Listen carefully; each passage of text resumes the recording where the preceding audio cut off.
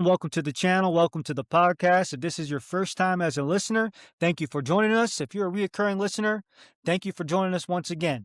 If the subject and the contents of coaching, leadership, and team is something that you're passionate about and resonates with you, think this channel is a great fit, think this podcast is a great fit. Give us a like. Give us a subscribe. Have a great day. How's it going? This is Keanu Yamamoto with the Coachers Podcast. In here with Coach Kaela Wehrman, women's head volleyball coach for South Albany High School in Oregon. Coach, thanks for jumping on. Please tell us about your family, journey, background, all that good stuff. Yeah, thanks for having me. I'm 31 years old. I have lived in Albany my whole life. I graduated from South Albany High School, so getting to come back and coach here at South Albany is a really fun full circle moment for me.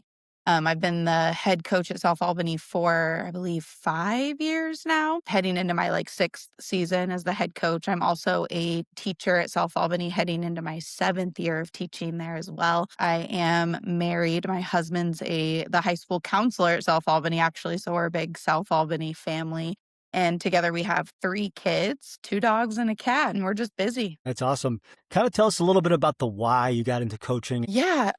I think when I first got into coaching, it was because a former coach of mine asked me to come out at 18 years old, senior in high school, trying to kind of figure out what was next for me in life. And she reached out to me and asked if I would coach her daughter's 4th and 5th grade rec team at the Boys and Girls Club for volleyball. And I said, sure, I've got nothing else going on. And I so quickly fell in love with the world of coaching. So after that, I jumped. I've never really stopped. There's been no time off over the last, it's been almost 12 years since that moment. And I never really stopped. So after that, I jumped straight into the world of coaching club. And then I took my first high school coaching job at 20 years old down at Central Lynn High School. I coached there for 4 years, 1 as JV, 3 as varsity, before coming back to South Albany, where I assisted for a couple years before I took over the program. So I think I loved it. I found my purpose. I found my passion. I really found my niche with coaching high school too. I love just being around the high school atmosphere and the students and the kids. And it's not even just the players that are in my program, but teaching there as well. It's all of the kids, and it's one big family over there. And I think it just fills my cup in the best possible way, just getting to be a part of the community and to be able to serve a role where I'm giving back to a community that also supported me at a pivotal time in my life, I think has just been really neat and empowering. So Yeah, can you kind of reflect and maybe think about some lessons that you learned when you're coaching 4th and 5th graders, and maybe and how that, or some that you still carry to this day? well, absolutely. I think that every coach should have to do a stint where they're coaching youngers and the basics and the beginners. I think that what I learned, the biggest lesson I learned with 4th and 5th graders beyond, it's patience and it's how important the fundamentals are. I mean, and that's still something in my high school program. We do fundamentals and basic passing form every single day. We don't skip that. At 4th and 5th grade, if you can serve and you can pass, you're going to be good. And at the high school level, if you can serve and you can pass, you'll usually still be decent. So I think the fundamentals, and beyond that, I think the lessons that they taught me were just there. They were a constant reminder of just, they were there for the joy of the sport. They were there because they loved it and watching their faces light up. And I think that's a lesson that I try to hold on to now, because when you're coaching older players and you're coaching in a competitive atmosphere, sometimes it's easy to lose sight of the fun and the passion. And I just try to always remind myself that I'm working with, they're still kids. They're still kids that are there because it's something they love and it brings a smile to their face. And some of them are going to go on to play at a competitive level, and others, it's just high school and it's somewhere to belong and something to be a part of. And so I want to make sure that joy for the sport itself is always at the center and front of everything we do. Love it. From a coaching philosophy standpoint, What is important to Kaela Wehrman? What is important to South Albany volleyball? Yeah, I think as far as coaching philosophy and what's important, I think it's just, we always lean into the we are a family, and joy and support of each other and assuming best intentions has to be at the center of everything that we do. And so if we're not having fun, if we're not enjoying what we're a part of, if there's not laughter in the gym, all of those to me are the key aspects that have to be there in order for us to be successful. Because I fully believe, my philosophy is that like the wins are just the like hopeful outcome that you get, but it's like I don't lean in with like focusing on the end goal or focusing on that like win. We focus on getting better, being the best that we can be together as a team and having fun, enjoying what we do, working hard because like I'm a firm believer that working hard is fun, overcoming obstacles, being resilient, all of that is something that I try to like build it in my players because I think those are like life skills just as much as like volleyball skills,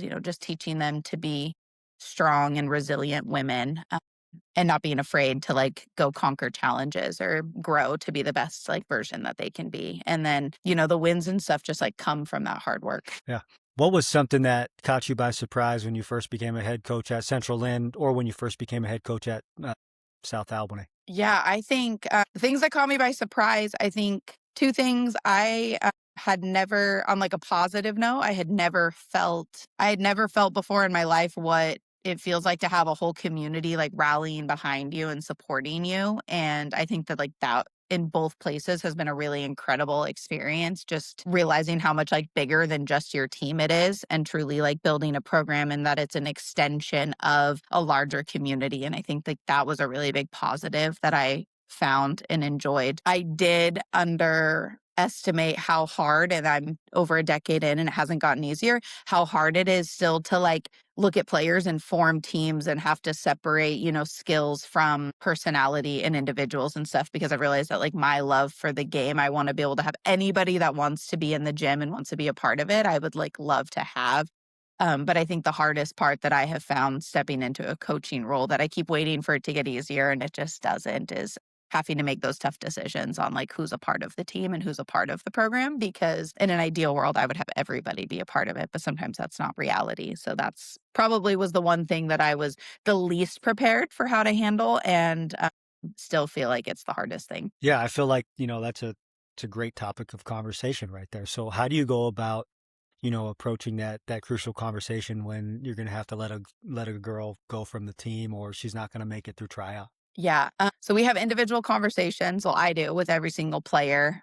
And so that's not going to, be a part of it. And I think I usually try to just be really straightforward, but I try to be straightforward in like the like kindest way that I can be. I don't make it like personal or anything, but I also don't want to like beat around the bush with them because I think it's really important to like not lie to them and to still be like direct with them. So if they aren't going to be selected for the team, I try to just be really straightforward about, like this is kind of the level we needed these skills to be at, and they just weren't. And I try to be like very specific with them so they know exactly like why, they won't be a part of it. And then I do always try to, especially with younger players, I try really hard to encourage them to not give up on like pursuing like other things that might like bring them joy. We have so many sports and activities and clubs that we offer at South Albany High School. So I usually try to really encourage them to like not be afraid to keep putting themselves out there. And I love when I see a player that like it didn't work out for volleyball, but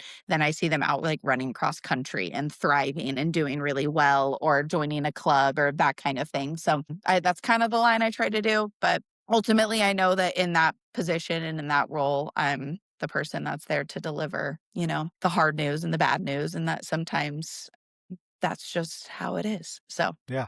You talked about, the fundamentals being, a big part of your approach. mhm.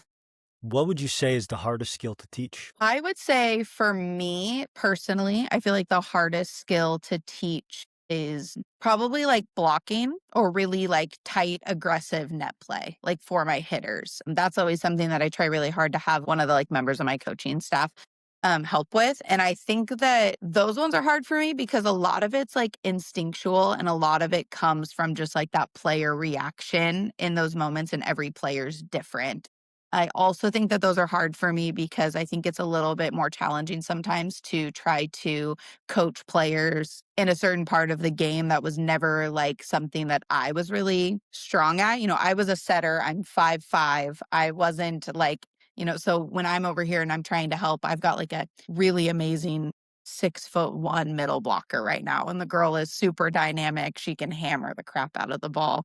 super effective at the net blocking for us. And when I'm trying to give her tips and stuff, I don't know what it's like to be a 6'1" aggressive blocker at the net dominating. And so I think sometimes it's a little bit challenging to try to coach players to do things like quote unquote the like right way or wrong way, but when everybody's built so differently and how they respond to things. So sometimes that's like the challenge. Like I feel like I can teach serving and passing and setting, very confidently, but some of those skills that like I was never in that position are a little bit harder to like teach because I don't know what it feels like, if that makes sense, to like do Yeah. that skill. Yeah, I know it does. Just to kind of piggyback off of that, Yeah.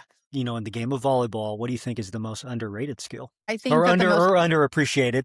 Right. I don't know if it's necessarily underrated because I feel like when you talk about it, other coaches would agree with you, but I'm going to go with like serve receive. We spend so much time on serve receive passing, and it's not a flashy part of the game. When you see highlight reels, it's usually a highlight reel that's centered around like some really long, intense rally. It's defensive moments, it's offensive kills. Those are usually like highlight reel worthy moments.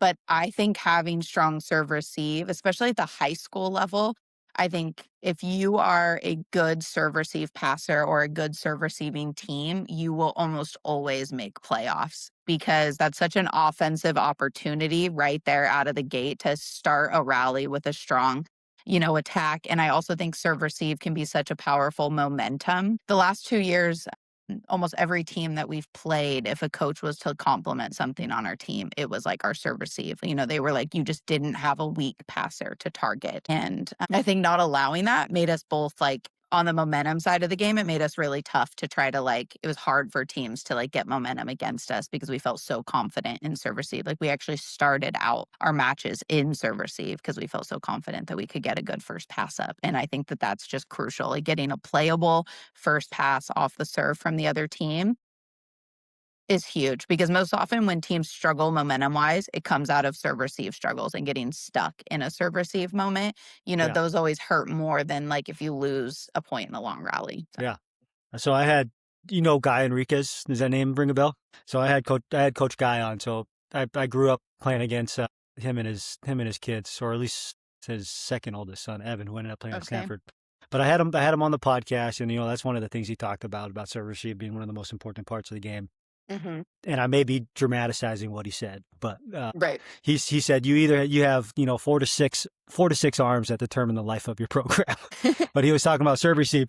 But on top of that, he was talking about, and I would love your take on this, was the people that are going to be passing got the majority of reps in practice. Obviously, I think there's a time and a place where people are going to have to develop and develop their serve receive. But he said for his 2 to 3 passers, they received most of the serve receive drills within practice. What's your take on that, or what's your approach when it comes to that? Yeah, we do probably a little bit of balance with that. I mean, when we have like specialized time where yeah, your main like tri-line passers are going to be like back there taking all of the reps.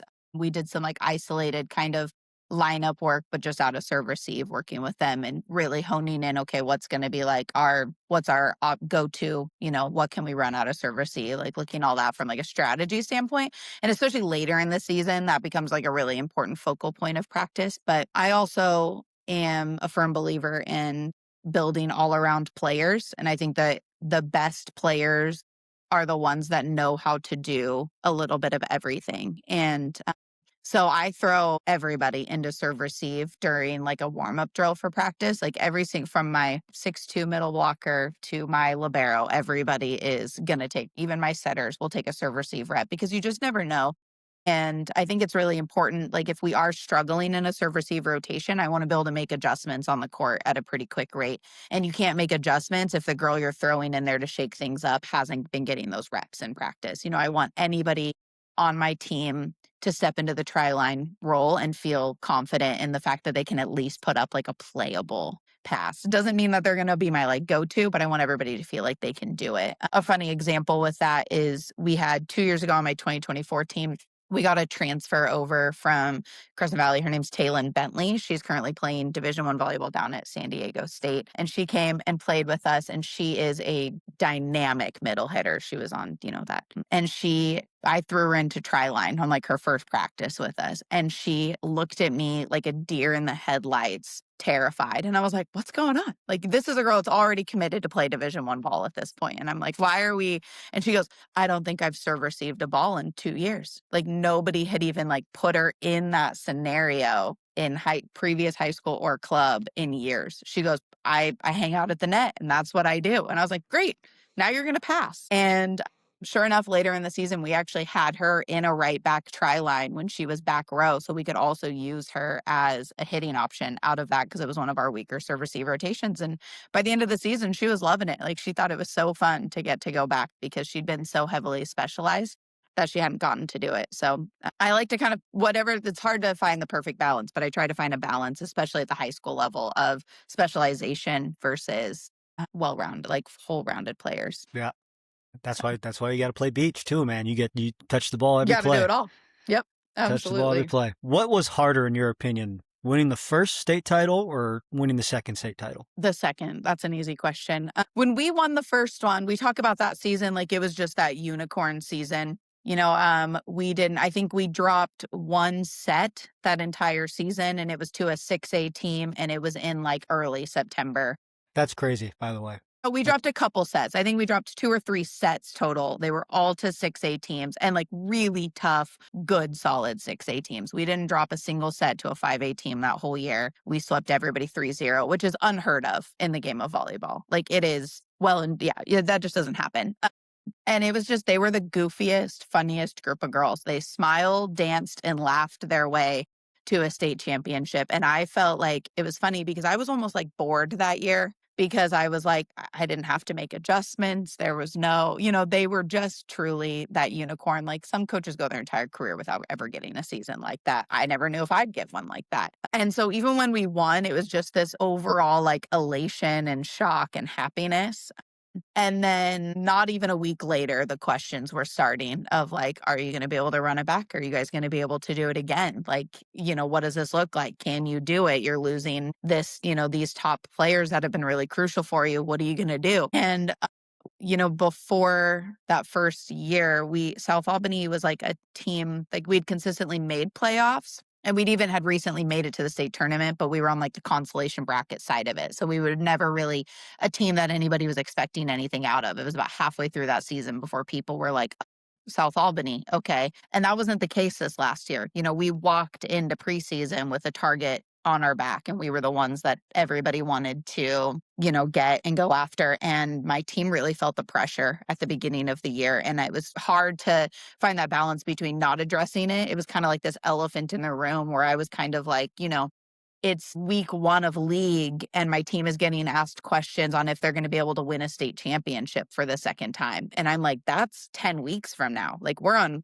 trying to keep them centered on week 1. And we had an early season loss to Crescent Valley, who's been another dynamic powerhouse in the state over the last few years. And we lost by 2 points in the 5th set to them at home for one of our first league games out of the year. And we had never even played a 5th set. Some girls on my team were juniors and had never seen a 5th set a day in their career because we hadn't done that the year before. So they froze and they kind of, and then afterwards in the locker room, they were so distraught and beat up at first, like it was like they had lost a state title. And then we kind of sat with it as a team. And it was kind of neat because as much as like no coach ever wants to lose, that was kind of our shifting moment for the season. Was they kind of came in afterwards and they were like, okay, the perfect streak has ended. We lost a game. It's not the end of the world. Now we get to just go play volleyball. But even then, as much as they tried to shake it and play with lightness, I remember looking at my assistant coach after we won the second time, and we just kind of felt relief. Like, it was joy and excitement, but it was also relief that we did what was expected of us, because that's what it kind of felt like. So both great experiences, but the second one was definitely a little more stressful. Yeah. Just throughout this 20 minutes of this conversation, you mentioned joy and fun a lot. How do you go about, fostering that environment as a coach and promoting that or encouraging that? Yeah, I think we do a lot of building with like the mental aspects of the game as well. And we do a lot of centering around like competing and like that but like competition can be fun and kind of building that like confidence and competitive mindset, but in a way that like we uplift each other and support each other and our teammates and stuff. So I think that we just have really intentional conversations around like what the mental side of volleyball looks like and building that up. And I think that that's a really important element because you can't just really tell them to just like go out there and have fun. I feel like what's important is to teach them how to have fun like through working hard and through competing. So we try to have a lot of intentional work and conversations, and I have them read a lot of like articles or books around that side of the like sports in general as well. And I think that like that helps. And I also just have to, as a coach, like you have to allow them sometimes to just be kids. Like as a coach, I think we get so intense and focused on like the game and the outcome and things that like drive me crazy. Like I had a group of seniors last year that would like dance during timeouts. Like when we're down and I'm on the team, they're over there like dancing and being silly and goofy. And as like a coach in the moment, you want to like stop that because you just want to be like, no, like you're not focused in and stuff. But then I have to kind of remind myself that you have to allow them some opportunities to just be goofy kids, whether that's like dressing up for practice on Halloween, or sometimes we'll bring in and do like Zumba as a program or things like that. Like just reminding that there's a balance between like, the fun side of it and the working hard side of it, but also that those two things can like work together too. Yeah. Can you kind of lift up the hood a little bit if you don't mind sharing maybe Yeah. some of the mental articles or some of the intentional conversations that you guys have that at least one that you really like and that you kind of always go to every year? Yes, two main resources that I revisit. One of them is there's an author, it's Bruce Brown. They're older now, but he put out a series of books geared towards high school athletes and families. And he's got like a compete one, a playing with confidence one. He's got one on being like a team. He actually has one that's geared towards parents, one that's geared towards coaches, one that's geared toward captains. And they're more like longer pamphlets than they are like books, and our school had adopted those decades ago, but I find that they're really powerful and like we revisit them every single year and reread clips from his book series. And then the other person that I've pulled a lot from is Courtney Thompson, and she's partnered with Gold Medal Squared, which is another big like nationwide training, like coaches training for volleyball. And Courtney Thompson she's like an Olympic medalist setter and has done all this work, so she's obviously incredible. But she paired for some time with Pete Carroll, and they had done some work on like the like mental side of sports and that resilience and stuff. And she's put out some like articles and writings, and I talked with her at a clinic a couple years ago, and she gave me some like recommendations and stuff. So she's another like go-to that I'll pull some stuff from as well. That's good stuff, Coach. If there was advice that you would give your younger self or younger coaches, I know you mentioned prior to us hopping on, there was a fellow colleague of yours. What would that advice be? I think that like the best advice that I could give a younger coach or even a younger like me would just be to not rush gaining your coaching experience. It takes time to develop your coaching style. It takes time to build your confidence as a coach. And I think that now, especially, everybody wants to, which I'm the same way. Everybody wants to be able to coach at that like high competitive level and climb that ladder because it's fun and it's exciting and we're competitive, which is why we love to coach. But there is so much insight to be gained from coaching younger ages or beginner groups and kind of revisiting that or taking time to kind of build your confidence at that level. I think one of the things that has served me good was I kind of grew like with my players. I spent time coaching and grew up like with them and kind of grew into it. I didn't just try to like jump in the deep end at coaching at like a high level right out of the gate before I really kind of knew and trusted myself as a coach. So not being afraid to do that. So I just got done coaching my daughter's 5-year-old T-ball team. And that was, it'd been a long time since I'd coached little kids on any amount of sport fundamentals. And I had some reminders of like, oh yeah, I'm talking way over your head right now. So yeah, never frowning on like beginner level coaching experiences as being like beneath you kind of thing. Greatest challenge of coaching? I think the greatest challenge of coaching is, at least speaking to like the high school level, it's trying to get everybody aligned towards the same goal, and their reasons for being there are very different, and trying to constantly navigate how to make sure that every player on your team feels like valued and supported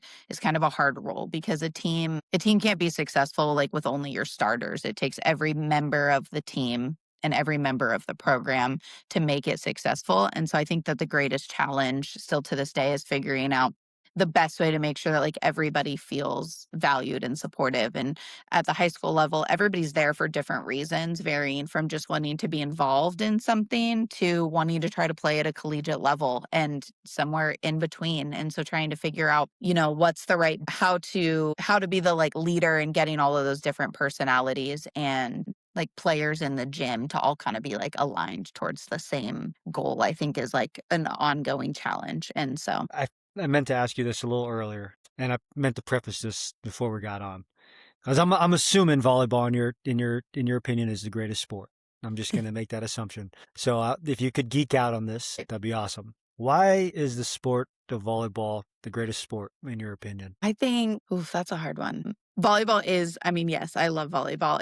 Football's probably a close second, actually. I'm a pretty big football fan too. So, but I think that volleyball is the greatest sport because it's one of the most like team centered sports. You can't, in the sense of it's so fast paced and it's so ongoing and it's so unpredictable that, it takes everybody. You can't win a volleyball game with only one hitter that's on, because that hitter could be having the best night of their life. But if people can't get them the ball, they can't do anything with it. It takes multiple people all being on in the same night. I think there's other sports out there where you can have one or two people on your team just playing the best game of their life and you can win off of that. Not all the time, but sometimes. And that's not really the case for volleyball. And I also just love that it's so fast paced and that there's a point every play. And I think that that's like one of the reasons that it's great. Like just watching that, fast paced environment, it's points based. You can't say like, oh, we still have time or we still have this amount of time, because you can't really, every point matters at the same amount. And you can't really like afford to take any like time off, because once you lose that momentum, sometimes you like can't get it back. And so I just think that that's really fun and cool. And I love indoor sports too. I mean, as far as like, I just think it's in the fall. It pairs well with football. I love it.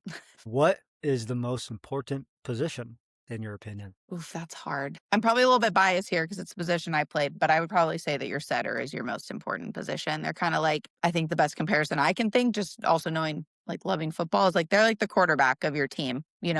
They are the one that constantly has to know where everybody is supposed to be on the court. They're the one that, if it's a great pass, they just make the hitters look good by feeding it to them, but they have to be able to execute that right decision. Hitters' job is to hit and earn those points. Passers keep the ball off the floor and give you something playable. But the setters are the ones that have to constantly, in very quick time, assess, like, what can I do with this ball? And how can I make it effective for my team? And the best teams are the ones that have a setter that can make those decisions, that can know who they need to get it to, when to get it to them, how to get it to them. Hitters tend to be picky, they're constantly like, oh, that was a little tight. I need it more off, whatever it may be. So that's the other thing too, is they have to know how every single one of their hitters likes the ball, wants it to be, I think that they're kind of the like glue that keeps your offense running, to be like an elite team. So It's a good answer. Talk to me a little bit about, I can't remember my high school days when I was playing, but talk to me a little bit about just overall practice structure and what does the layout of the week look like in season? yeah, we're pretty structured with how we do our practices. And I don't know if it's that I'm also a teacher or not, but I really like having it all posted like visually as well for my team. So when they come in our team room, there's always a whiteboard that has like our weekly schedule on it posted. And then we have like pre-practice routines, which is just individual skill or warm-up type things they need to do before official practice has started. And it's kind of the captain's role to make sure that the team gets going and started on that. And then we write our practice board, or we write like our practice outline on a whiteboard in a pretty detailed manner in the corner of the gym. So in between drills, we'll reset at the whiteboard and kind of have a quick like reset and debrief during our water break before we go back out on the court. It's really important to me that my players know what to expect from practice at the like start of practice every day. I don't really like to just go in and say like, let's just play for an hour without any like set structure. I'm pretty big on like structure and being really intentional about the drills that I'm selecting. Once we get into season, usually Monday practices are hitting our, like fundamentals. We start practice. Every practice structure is the same way, where we start with like warm up drill, whatever fundamentals we need to get to. And then the second half is play and game like speed as much as possible. And so Mondays are kind of just reaffirming it's kind of when we revisit our passing fundamentals and basics, that kind of thing, hit our serving, serve, receive.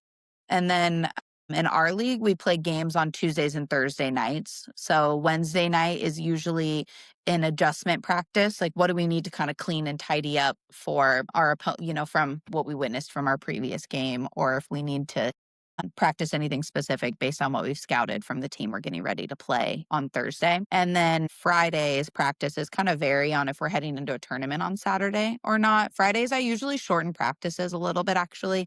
And that's usually we just come in, we warm up, and then we just play. And Fridays are kind of the practice that I focus on being a little bit lighter for them.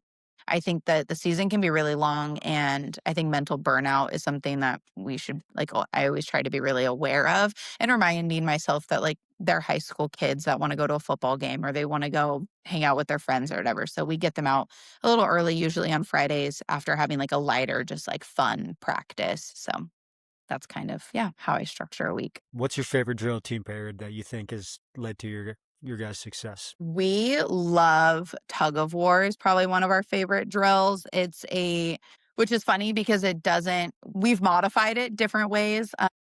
As much as I stress serve and serve receive, it doesn't have serving or serve receive in it. It's just a rally game, but it kind of shows that you can't like hang on mistakes in it. So in Tug of War, it's like a sliding scale basically. So it starts at 5, one team's trying to get to 0 and one team's trying to get to 10. And we started off with like a joust, and then after that you toss the ball. This is where you can vary it. You either can toss it to the team that won the rally, or you can toss the ball to the team that like didn't, if we're focusing on like defense is one of our things that day. So you can kind of initiate or change up like how you enter that first ball as a coach, which is nice. But the concept of the scoring is just if you win the rally, it slides 1 point in your direction. So I've seen and we will take forever on that drill, and the team loves it because you can get one side momentum wise all the way down to like 2 points and about to win it.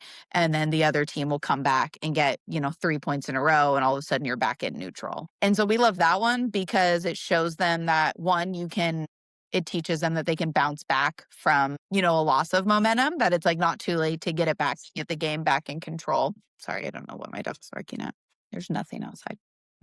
But it also teaches them like that quick pace. You can't hang on a mistake because the second the rally's done, I'm entering the next ball. So that's probably my player's favorite one. And that's also an easy choice because if they love it, then they're more engaged too. So that's good stuff. And you got to start fast. I mean, you got 5 points. Essentially, right, yeah, you don't want to get right swept out of in the 5 gate. points. You got to be ready to play. So yeah, we will play that one they ask for it. We play it at least once or twice a week. Like they ask for it constantly. So, and they'll ask for it all summer long too. So that's good stuff. If you could coach any player, past, present, who would it be and why? Could be a hypothetical, could be a professional player, could be anyone. Could be yourself. Oof, that's hard. I'm going to say, I'm not going to pick an individual player. That feels hard. But if I could go back as like a coach, I would have liked to see what I could have done coaching the same group of girls that I played with in high school. I think that we were a pretty close-knit group.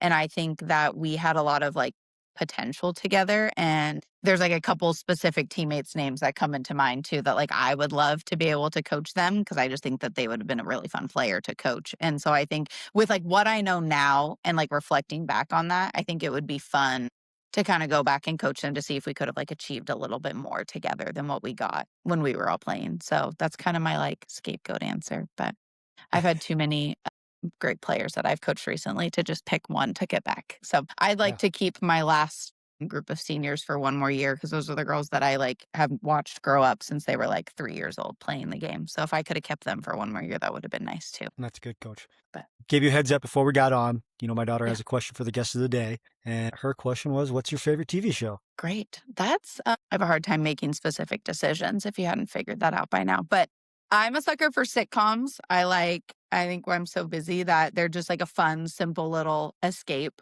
So I would say like Friends was my like favorite childhood one growing up. That's an easy pick. You know, The Office is solid too. I think older wise or like an adult, I really liked New Girl. So there's been a lot of like dramas that are fun to watch as well. But I'm just a sucker for a really good sitcom TV show. So Friends is probably my all-time favorite, but any sitcom usually. I don't think I've ever watched a sitcom that I haven't been like that I haven't liked. So Yeah, it's funny that you say New Girl because my daughter sleeps with us, and that's at times mhm. that's kind of like our go to bed show, and she should be sleeping, but she's got her eyes Right. peeping open, but she can recite the little intro song, That's awesome. I love so that. yeah, she gets a good kick out of that. What does the word team mean to you? The word team to me, I feel like I kind of touched on it a little bit in my earlier, but just to me, a team is just it's a group playing for something bigger than themselves. It's a group, whatever that looks like, coming together, work towards like a common goal and in a way that's like supportive of each other and respectful of each other as well. So I think that we can have teams in all aspects of not just in sports, but in the classroom sometimes too. I've got like a homeroom class that I love that I've had for like 3 years now. And sometimes I'll call them team and they're like, Mrs. Wehrman, we're not your volleyball team. And I was like, but we are a team. We're a group of people coming together with this common goal to like be successful and support each other. So I think that's why team sports are my favorite. I think getting to be a part of something bigger and coming together. So to me, that's kind of in a nutshell what it is. It's just a group of people all wanting to be together to support each other and work together towards whatever it is we want to achieve and accomplish along the way. Yeah. What do you think was the biggest separator from, your 22, 23 teams and your 24 and 25 teams? Like what made that Mhm. difference? Aside from the obvious of talent probably, but Yeah. Even talent aside, because we've had some talented teams in the past and stuff too, I think that it was the mentality of learning to win and learning to be winners. I think that if you're familiar with the Albany community, South Albany has kind of always been the like underdogs, essentially. Like they have fought and worked hard, but they've always kind of been looked at like the underdogs in the town. And I think that campus wide, we had a culture where like kids were afraid to take the necessary risks to win. And in our program, it was that same way, like the playing it safe and not, and not even knowing how to like achieve more because nobody before us had achieved more. So they didn't know what that looked like. They didn't know there wasn't that example, they didn't know how to win. And so I think that my first couple seasons, it was all about building that confidence of like, what does it look like to win and to achieve it and to go. And my 2022 group was the first ones to even make the state tournament since like the 90s when if you won league, you automatically got to go. So they were the first since the new structure of OSAA like playoffs that had been around for over 15 years, nobody had even made it to the state tournament. And so I think like that group paved the way for the success that our 24 and 25 teams saw. And it's because our 22 and 23 teams learned how to win. They learned how to compete. They learned how to grow that confidence. And it left the younger girls coming in like hungry for more. In 2022, I think it was 22 and 23, we had underclassmen that ended up being on those state championship teams. So they got to come in and they got to see us be hungry for more and learn to compete and learn to win. And I think that like that's the difference now is that girls step into our program automatically feeling like they have the confidence to want to compete and to want to like strive for more and to win. And that takes like building them up and teaching them that. And so, yeah, I think like that's the biggest difference is just the learning to believe in more and that you can yeah. achieve it. Yeah, so I'm releasing the episode today of a football coach that I did earlier this week. But one of the Yeah. things he said was, and he was talking about giving up responsibilities as a leader. And I think it's a lot more prevalent within football because, however many, position coaches, 2 offensive coordinators, special team coordinator. But he was talking about Mhm. giving up the responsibility as an offensive coordinator. And, he references a book, and the big takeaway was, great leaders have to be great delegators. But where I'm going with this was he made a comment like, you as the head coach, you're the ceiling of your program. So Mhm. really, really a lot of things, pretty much everything starts and ends with you. So as you're talking right there, you said it at the end, you talk about belief, Mhm. right? and you talk about belief in your players, but where did your belief come from? Like where did your tenacity and where did your mindset come from? Because I do believe it stems from the Yeah. figurehead. I think for me, it was just, I think that when I finished my playing career, I felt kind of like unsatisfied with how it ended. And I felt like I had spent the last couple years of my playing experience, maybe feeling like undervalued as a player and feeling like I could have proven more or done more or been seen more. And so I think that when I set out to coach, it was wanting to just be able to be that change and be the one that could inspire that more for my players and kind of be better than what I had basically. And so I think that's where it started initially. And then I'm just a naturally super competitive person. So I like to compete. I like to win. I mean, most coaches do. So but I think that for me, yeah, it was just really wanting to be able to go out there and give it my all because I wanted my players to know that I believed in them, that I had their backs and that we could do this together. And I feel like if that has to stem with you because I'm a big my favorite motto as a coach is if my team wins, it's on them and if we lose, it's on me kind of thing. I feel like that accountability has to start with us. And so I think that's where it came with from me of just always wanting to make sure that I wasn't the coach that blamed my players or put it on them. And so just wanting to be having that level of self accountability and starting it with me and just being hungry for more because I wanted it for them and I wanted it for me. And it's really grown at South Albany too, because as a whole, that community just has such a special place in my heart. And I remember one of the interview questions I got after 2024 was just what does this kind of mean for your for you and your team? And I was it's just so much bigger than that. I think that I've known that this community is amazing for decades now. And I wanted to put us on the map where other people noticed it too and started to see our greatness too. So I think that's kind of where my extra tenacity came in was this was my role and opportunity to have people see us in a different way. And so that kind of was a little bit of my extra drive there. That's good stuff, Coach. We kind of talked about it just kind of throughout the conversation, especially when I asked, about, fostering an environment of joy and fun. But I want to, think outside the court, outside the weight room. Is there anything that you guys are doing as a program, to help build, trust and continuity within the team? Yeah, outside of the court, we try to do during season, we try to have weekly team lunches and meetings when it fits into schedules and they're all super busy and stuff. But we try to do a little bit of that. I think I'm blessed that my team is really great about spending intentional time together outside of the court, just with each other too. Because I also think that that's really important for them to have opportunities where coach isn't around to still kind of bond and be together. They do team dinners throughout the season where they'll go and just be kids together or lake days in the summer and that kind of thing.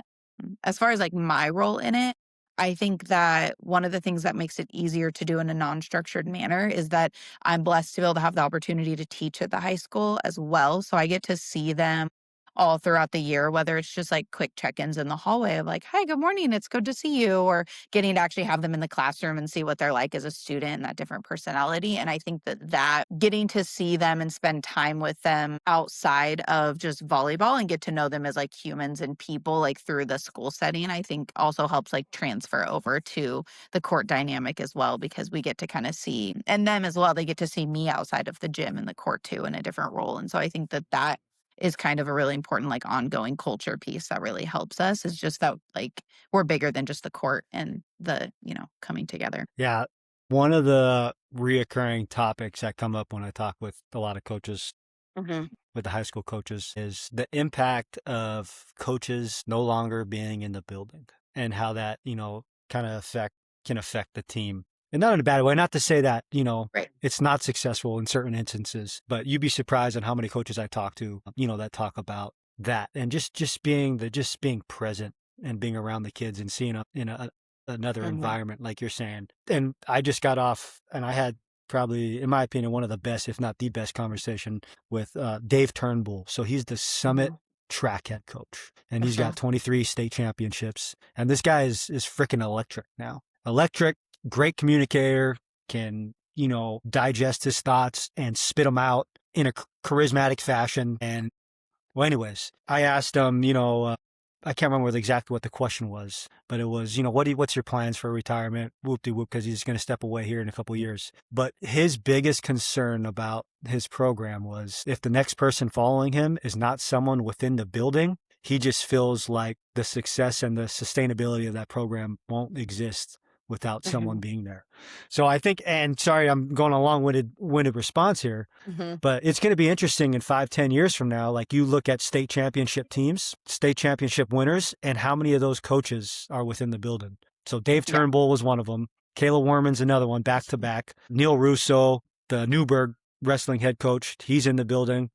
Mike Simons, the Thurston wrestling head coach, he's in the building. So it's going to be interesting to see what that looks like in 5 to 10 years. Yeah, I agree. I mean, I think having somebody in the building too, I think helps keep it just that community piece of it. I mean, I think he's right. I think that it's such a huge asset. And I know that there's a lot of great coaches out there that just aren't in a career field that can have them in the building. And that's not a knock against them by any means, but there's so much more that you can build community wise in a high school setting when you are in the building. And I think I got into teaching because I fell in love with coaching high school specifically. I'd coached club and I enjoyed that, but I really found my passion when I stepped into a high school gym, and I wanted to be able to be a part of that community on a larger scale. And that's why I switched my degree and got into teaching, was so I could continue to pursue coaching in this way. And it's bigger than even just your team and your players. I love that I can look we have an amazing student section that shows up to support us at games over the last few years. And I love that I can look up into the crowd of the student section, and 2/3 of them, I know their name because I'm on campus with them. And then when I see them in class too, I can be like, hey, thanks for showing up to the volleyball game and supporting us last night. Really means a lot. And I think that, yeah, that just community and whole side of it, you can't foster that and grow that and build that side of it if you're not in the building interacting with all the students and our other student athletes and that kind of thing too. I think that it's just so much bigger than just when you're in the building, you have the opportunity for it to be so much bigger than just your team. So that's a great take, because I've never thought about it from just the general student body population and how that makes a difference. But that's a great take, because I only thought about it for the direct impact with your student athletes as opposed to the direct general body. But yeah, that's a great answer. Talk to me a little bit about how do you establish a sense of shared leadership within the team and your guys' captain's process, if you guys do have one. Yeah. So I select our captains for the team, and that's been that way for the last few years. I don't, in my program, I don't know if this is controversial or not, but we don't vote on captain roles. The players don't vote for them. I find that it's hard to expect them, younger players, to vote for their captains when they don't always know exactly what I'm needing from their captains. And so I select the captains. I do try to be really intentional though. I spend time during preseason and early season kind of watching who steps up as natural leaders, who the players I can see they're naturally looking to as well. So I take that into consideration. But rather than voting, I select captains. And then I usually have actually 3 to 4 captains on my team versus just 1 or 2. And I do it more roles based instead. So they have specific jobs, I guess, or roles that they're given that they can kind of own and grow their confidence of, and they know this is something that I'm responsible for leading. And I think that that's really important versus having all of the leadership responsibilities fall on only 1 or 2 person. If there's 3 to 4 of them that are in that captain leadership role, then if one of them's having a bad day, the other 3 can step up and help protect them. But I think that if you only have one captain, or maybe 2, they're never really allowed to be off or breathe, and they're players as well.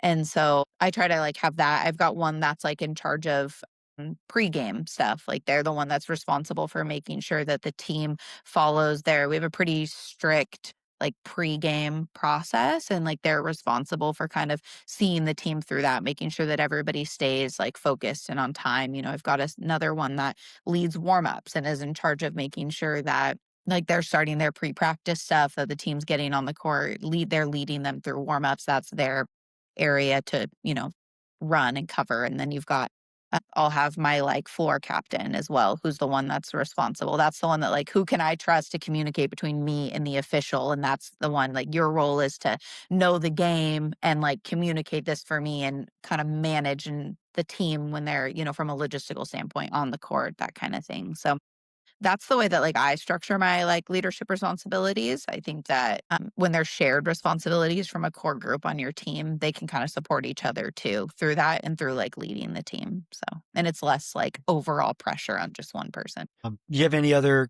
quotes, acronyms, or values that you kind of live by with your team? I know you mentioned your motto that you just spoke about earlier. Was there anything else that's important to you guys? I think that I feel like I change. I find different like quotes all the time. I like to pick like different quotes of the week to put up on like our whiteboard and stuff for a visual thing. I don't necessarily have any like go-to mottos straight off of like the top of my head. I will say that one thing that's been successful and fun for my team is we've kind of, and it's usually created by the players and it occurs in a pretty natural way, but we end up every season with some type of like inside team saying or phrase that wouldn't even really make sense to anybody else. But I think that like them creating that and kind of having it as like a supporting thing that drives. So I guess like I don't have like a specific phrase to like share, but I think that that's something that's been fun and helped us in like tense moments to kind of like revisit our whatever, like, and they're usually like funny or humorous in nature, like phrase or motto. And so letting the kind of team kind of create what that's going to look like for them each season has been like fun and helped us in a lot of like tense critical moments throughout the season. A little hypothetical here. So the year is, I think you can coach till 70 plus. The year is 2066. Okay. Okay, you're hanging up the shoes, you're putting down the whistle. It's your senior banquet, last senior banquet. What's your parting wisdom? I think my parting wisdom would just be to lead with confidence in everything that they do and to trust and to like trust themselves, just to trust themselves to navigate life in the way that's going to be what's right for them and to not be afraid to lead into things with confidence and take on challenges and to not be scared in everything that they do. And I think that can apply to athletics and sports, but I think that can apply anywhere in life too. So that's kind of, I think that's kind of what I say now to them. And I don't see that changing. I'm a pretty firm believer in that. So I feel like that would be, I don't know, that's a lot of life between now and then, but I would hope that down the road, that's what I'm still instilling in players is to just have trust and confidence in themselves to achieve greatness and whatever greatness means to them. I love it. Any final advice on coaching, teaching, leadership for the good of the community? No, I don't think so. I think I started so young, but I'm also still relatively young in my own coaching career and process. And so I'm also excited to just keep kind of learning and growing. I think would be my last piece of advice, I guess, would be I think that when coaches start to fail is when we get too stuck in our ways. And so I think never being afraid to continue to grow and learn and change and adapt, with the game and with life and all the ways. So I hope that I never stop being a learner of the sport and growing to learn from others and get better and learn from my players and keep just like, growing and changing and adapting. And so that would be my biggest piece of advice for everybody else is to like not be too afraid of change in our own styles and in our own ways of doing things. Love it. Just, I don't mean to go back to Dave Turnbull because I know this is your conversation here, but No, you're great. he's exactly what you just said. He touched on. He's like, that was one of the funnest things about coaching is just learning new ways to communicate something or learning new techniques to teach. But then he dropped right at the end of it. He's like, but sometimes as coaches, you have to go backwards. He said he spent some time with an Olympic coach down in Florida, and they're just doing the basic power clean lifts and emphasizing that. And he's like, we're doing all this fancy Bosu ball stuff. I can't even remember what it's called. But he's like, sometimes to go forward, you have to go backwards. And he's like, I came back. Our jumpers got back to our power lifts and took off once again. But anyways, I think that's great. I think that's a great, if you ever got 50 minutes to an hour, that guy is dynamic. And if, stuff like coaching and leadership is something that you geek out about and something that you're passionate about, like that's a really good episode to listen to. Oh, for sure. I was like, I know I've heard the name. So yeah, no, that sounds awesome. But I appreciate your time, Coach. Thanks for hopping on and thanks for, fitting me into your schedule. And I release one once every week. So next Friday, I will release your episode. Awesome. Well, thank you. I appreciate you reaching out and I'm excited to go back and watch some of the other ones that you've put out.